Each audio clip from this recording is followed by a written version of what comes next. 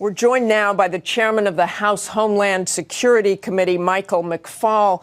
Congressman McCaul, can you please tell us the enormity of this arrest? What does it really mean to the average American?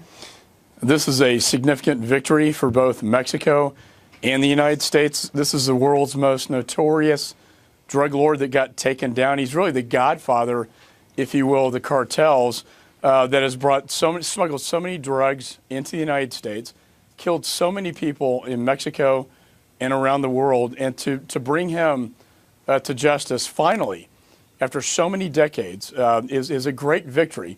And I do want to take a chance to applaud the ICE agents, the DEA agents who worked this case, and also the Mexican authorities who have stepped up to the plate and showed great cooperation with the United States to make this happen. This is a huge event. It's sort of like, again, the godfather of the Al Capone of Chicago. In Chicago, he's the #1 enemy. It'd be similar to Pablo Escobar in Colombia being taken down, after which the drug cartels began to unravel. Well, given what you've said, Chairman McCaul, the Mexican ambassador to the U.S. said that he thinks it's important that Guzman first be tried in Mexico. Would you like to see him extradited to the United States? I would. I think the normal sequence is Mexico, being a sovereign nation, has the first prosecution. However, there's a history here. He escaped from a prison in 2001. There is corruption in that country.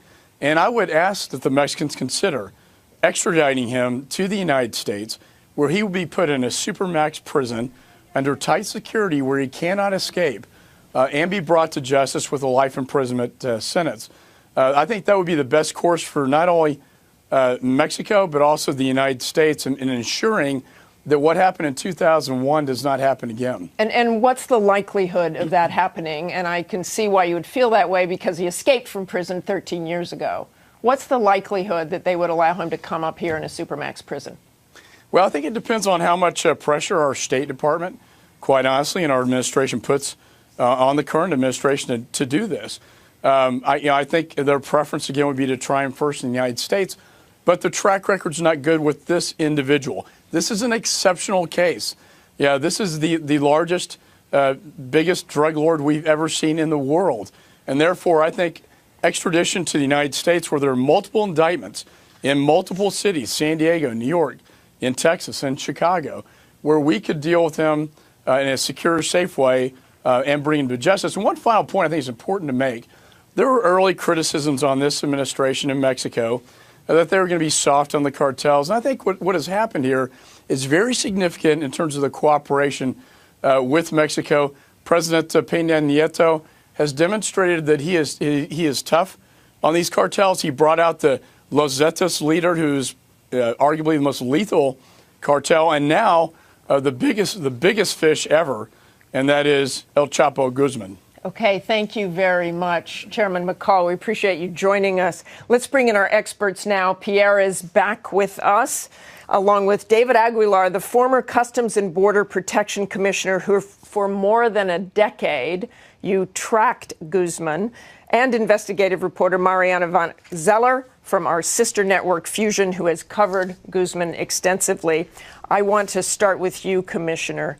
You had what they call an intimate intelligence relationship with Guzman, which means there was not a day that went by in your 10 years tracking him day and night. Just your reaction to having him captured when you heard that. Martha, Pierre, first of all, thank you for having me this morning. And the reaction was one of relief and tremendous achievement on the part of our Mexican friends and neighbors to the south.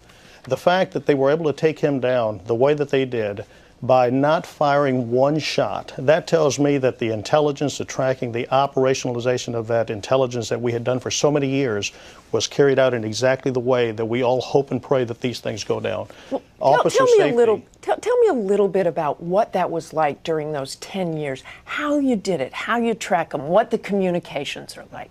Well, the communications are critical, especially between the law enforcement entities and agencies involved, both domestically and internationally. In this case, it was Mexican assets that actually took the front line, took the point on this situation. When this happened, the intelligence all came together. They were able to make it happen with officer safety as a primary perspective. Mariana, I want to turn to you. Why was Guzman so successful as a drug lord? What did he do differently? Well, this is a guy who in less than a decade was able to transform a startup operation into a multinational criminal organization. I mean, he was business-minded, business-oriented. He was creative, submarines, tunnels, you name it. He figured out new ways of bringing drugs into the United States. Submarines? In Chicago, submarines, indeed, and tunnels. I got to visit one of these tunnels, and it was quite amazing. I mean, 60 feet down, 700 feet across, connecting the U.S. to Mexico. Everything from ventilation to electricity took over $1 million to build, over a year. And the law enforcement told us that it would take about a month to make all that money back, just from the drugs being taken here into the United States. And as we've really heard, he really focused on Chicago. Why is that? Mm-hmm. Absolutely. Chicago has the 4th or 5th largest Mexican population outside of Mexico, and it is sort of the ideal center, distribution center, to have drugs shipped across the Midwest. And pretty early on in 2006, he decided he wanted to make Chicago his distribution center, even though it's alleged that he's never actually stepped foot in the city. Was there any time, Commissioner, that you came close to catching him? There were several times. There were several times that actually the international law enforcement community came close, but very cagey individual, an individual that had a tremendous amount of support and infrastructure built up to escape and evade. Now, one of the things that is absolutely critical here is that the relationship that has been built up between Mexico and the United States over the last decade is what got us to where we are today. Now, we must bear in mind that there will be an effort to fill the void left by this individual. The fight will continue. We are not finished, but that relationship is absolutely critical and foundational to continue to impact on these international criminal organizations. Which is exactly what I was going to ask you, Pierre. Who fills that void? How quickly is that void filled? How long does this disrupt? He has a number of lieutenants and rivals who will try to fill that void. But one official told me yesterday, you have to think of these cartels as major corporations. In other words, if the head of McDonald's was captured or taken off the grid tomorrow, they'd still be flipping burgers. So they're still going to be trying to make and sell those drugs into the United States. And how fast do you think the void's filled?